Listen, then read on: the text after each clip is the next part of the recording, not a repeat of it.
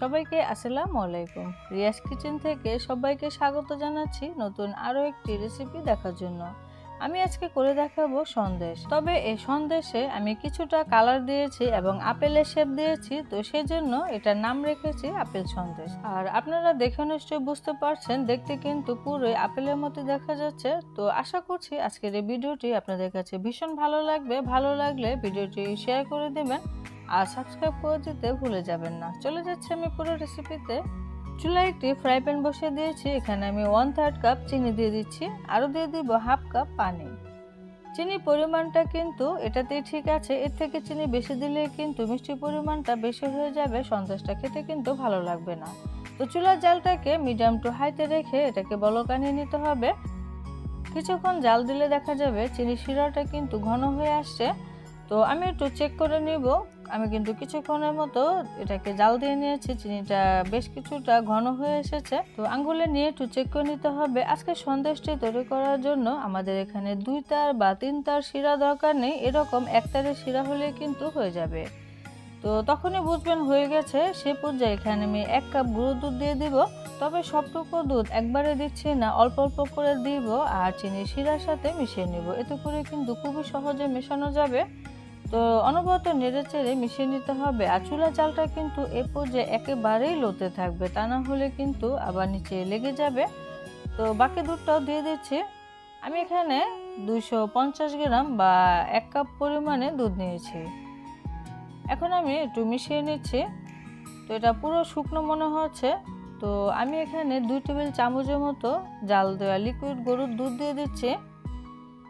আপনাদের ক্ষেত্রেও যদি এরকম শুকনো মনে হয় বা লিকুইড দুধটা প্রয়োজন মনে হয় তাহলে কিন্তু দিয়ে দিতে পারেন। এতে করে খুবই সহজে কিন্তু মিশে যাবে। তো মেশানো হয়ে গেছে, লিকুইডে একটা ভাব চলে এসেছে। এখন খুবই ভালো করে মিশিয়ে নিতে হবে। তো স্প্যাচুলাটা দিয়ে আমি খুবই ভালো করে মিশিয়ে নিয়েছি। এখন এখানে 1 টেবিল চামচ ঘি দিয়ে দিচ্ছি। অবশ্যই এই ঘিটা দিবেন, এতে করে ফ্লেভারটাও ভালো আসবে। এখানে আমি 1 চিমটি পরিমাণে এলাচি গুঁড়া দিয়ে দিচ্ছি। তবে এলাচি গুঁড়াটা বাদ দিয়ে আপনারা চাইলে এখানে সামান্য একটু গোলাপ জলও ব্যবহার করতে পারেন। এখন আমাদের এই সন্দেশের মিশ্রণটি নেড়ে চেড়ে মিশিয়ে নেওয়ার পালা। তো রান্না করতে করতে দেখা যাবে একটা সময় প্যান থেকে ছেড়ে দিবে, তখনই বুঝতে পারবেন আমাদের সন্দেশের পুরটা রেডি হয়ে গেছে।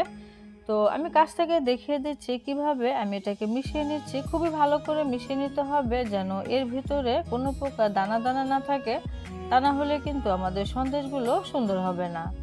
তো হয়ে গেছে, আমি এখন চুলা থেকে নামিয়ে নিচ্ছি। তো নামিয়ে আমি একটি বাটিতে রেখেছি আর এটাকে সামান্য কিছুটা ঠান্ডা করে নিয়েছি। কিছুটা ঠান্ডা হয়ে গিয়েছে, এখন আমি সন্দেশগুলোকে তৈরি করে নেব। সেজন্য আমি হাতে কিছুটা ঘি লাগিয়ে নিয়েছি। সন্দেশটা কি পরিমাণে বা কতটুকু ছোট বড় রাখবেন এটা পুরোটা নিজেদের উপরে। তবে আমি মিডিয়াম সাইজ করে কিন্তু আজকের এই সন্দেশ আপেলটা তৈরি করে নেব। তো কিছুটা মিশ্রণ আমি হাতে নিয়ে নিলাম। এভাবে করে খুবই ভালো করে ফিনিশিং দিয়ে নিতে হবে। তারপরে এভাবে আপেলের শেপ দিয়ে দিতে হবে। তো আঙ্গুলটা দিয়ে মাঝ বরাবর এভাবে কিছুটা গেঁথে নিলে কিন্তু আমাদের আপেল সন্দেশটা রেডি হয়ে যাবে। তারপরে এখানে উল্টো করে আমি একটি লং দিয়ে দিচ্ছি। তো হালকা কিছুটা লংটা ডাবিয়ে দিতে হবে। আমাদের আপেল সন্দেশ কিন্তু তৈরি হয়ে গেছে। এটা দেখতে এখনই কিন্তু পুরোপুরি আপেলের মতোই দেখা যাচ্ছে। তো বাকিগুলোকে আমি ঠিক একইভাবে তৈরি করে নেব। আপনাদের বোঝার সুবিধার্থে আমি আরও একটি আপেল সন্দেশ তৈরি করে দেখিয়ে দিচ্ছি। অবশ্যই একটু গরম গরম থাকা অবস্থায় করবেন। পুরোপুরি ঠান্ডা হয়ে গেলে কিন্তু আপেল সন্দেশটা বানাতে সুবিধা হবে না, উপরে ফিনিশিংটা ভালো আসবে না। তো আমি সবগুলোকে একই সাইজে করে কেটে নিয়েছি যেন ছোট বড় না হয়ে যায়। তারপরে এভাবে শেপ দিয়ে নিতে হবে।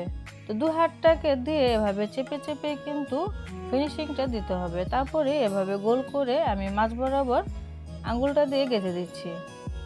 তো আমার আরেকটি আপেল সন্দেশ কিন্তু রেডি হয়ে গেছে। আমি একটি লং বসিয়ে দিলাম। এই সন্দেশটি বানানো কিন্তু খুবই সহজ, কিন্তু দেখতে এতটাই সুন্দর। আপনি যদি এই আপেল সন্দেশ একবার তৈরি করেন, আমি আশা করছি পরিবারের সকলেই কিন্তু ভীষণ পছন্দ করবে। সব আপেল সন্দেশ আমার রেডি হয়ে গিয়েছে। এখন আপনারা এভাবে পরিবেশন করতে পারেন।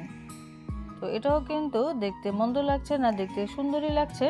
তবে আমি এটাকে আরও সুন্দর বাড়ানোর জন্য এটাকে কিছুটা সাজুগুজু করাবো। সেজন্য আমি সামান্য কিছুটা ফুড কালার মিশিয়ে নেব। আর সেজন্য এখানে সামান্য কিছুটা রেড ফুড কালার নিয়েছি।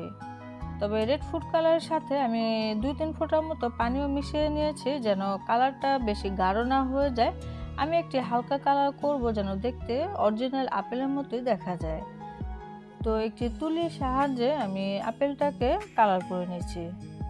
কালার করার সময় একটা জিনিস খেয়াল রাখবেন যে তুলিটা দিয়ে নিচে থেকে কিন্তু উপর দিকে টেনে দিতে হবে, এতে করে কিন্তু আপেলের কালারটা খুবই সুন্দর আসবে, উপরে একটা হালকা শেড আসবে, এতে করে আপেলটি দেখতে কিন্তু পুরো অরিজিনাল আপেলের মতোই দেখা যাবে। তো আপেলটি কিন্তু কালার হয়ে গেছে। এখন এই আপেলকে আরো সুন্দর করার জন্য এখানে আমি আর্টিফিশিয়াল একটি পাতা নিয়েছি। ফুলের টবে কিন্তু এরকম ছোটখাটো পাতা রয়ে থাকে, আপনারা সেখান থেকে কিন্তু জোগাড় করে নিতে পারেন। তো আমি এভাবে এখন সাইড দিয়ে পাতাটাকে বসিয়ে দিচ্ছি। এই তো আমাদের কিন্তু আপেলটি পুরোপুরি রেডি হয়ে গিয়েছে। তো দেখতে কিন্তু খুবই সুন্দর লাগছে এবং পুরোপুরি একটি আপেলের মতোই দেখা যাচ্ছে। আমি কাছ থেকে একটু দেখিয়ে দিচ্ছি।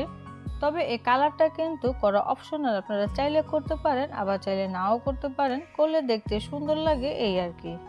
তো সবগুলো আপেল কিন্তু আমি ঠিক একইভাবে কালার করে নিয়েছি। আমার এখানে 6টি আপেল হয়েছে এবং মিডিয়াম সাইজের আপেল কিন্তু তৈরি করেছি। আপনারা আরও বড় করলে কিন্তু পরিমাণে কম হবে। তো যে সাইজটা করেছি এটাই কিন্তু ঠিক আছে। এখন একটু কেটে আপনাদের সাথে শেয়ার করছি আপেলের ভেতরটা কেমন হয়েছে। তো সন্দেশটা কেমন হয়েছে আপনারা দেখে নিশ্চয়ই বুঝতে পারছেন এটা কতটা মজাদার হবে এবং কতটা আকর্ষণীয় আর কতটা লোভনীয়। আপনারা অবশ্যই চেষ্টা করবেন, আমি আশা করছি আপনারা বিফল হবেন না এবং বানিয়ে নিজেরাই কিন্তু খুবই খুশি হয়ে যাবেন। আসলে একটা খাবার তৈরি করলে সেটা যদি ভালো হয় বা সুন্দর হয় নিজের কাছে কিন্তু খুবই ভালো লাগে। তো আশা করছি আজকের এই ভিডিওটি আপনাদের কাছে ভালো লেগেছে। ভালো লাগলে অবশ্যই শেয়ার করে দিবেন।